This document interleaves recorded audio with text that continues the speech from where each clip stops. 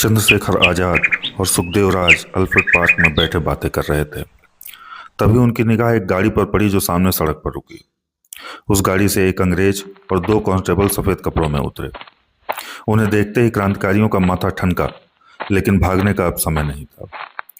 अंग्रेज अफसर अपने हाथों में पिस्तौल लिए उन दोनों से 10 गज दूरी पर खड़े होकर पिस्तौल उनकी ओर दिखाकर पूछा, who are you and what are you doing here? Azad और सुखदेव राज के हाथ अपनी अपनी पिस्तौलों पर मुस्तैदी से जमे हुए थे। अंग्रेज अफसर ने जैसे ही बात शुरू की, दोनों ने अपनी पिस्तौलें खींच लीं।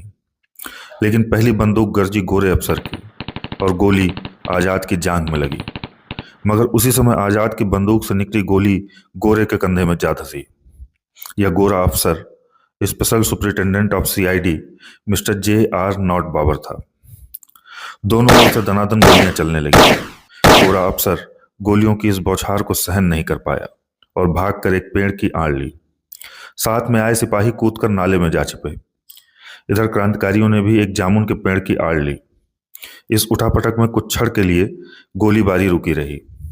आजाद ने सुखदेव राज से कहा, तुम निकल जाओ, मेरी जांघ में गोली लग चुकी है। आजाद के आदेश पर सुखदेव राज वहां से भाग निकले।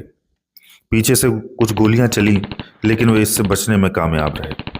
नॉट बाबर ने अपनी मैगजीन बदलने के लिए जैसे ही निकाली, आजाद के बंदूक से निकली गोली ने उसकी कलाई तोड़ दी। सीआईडी का डिप्टी सुपरिटेंडेंट ठाकुर विशेषर सिंह झाड़ियों के बीच से रेंगता हुआ नॉट बाबर के पास पहुंचा। वहां से उसने आजाद पर गोली चलाई और जब आजाद के बमतुल बुखारा यानी उनकी पिस्तौल ने जवाब दिया तो ठाकुर विशेषर सिंह का जबड़ा टूट गया। इधर बाबर अपनी पिस्टल फिर से लोड न कर सका।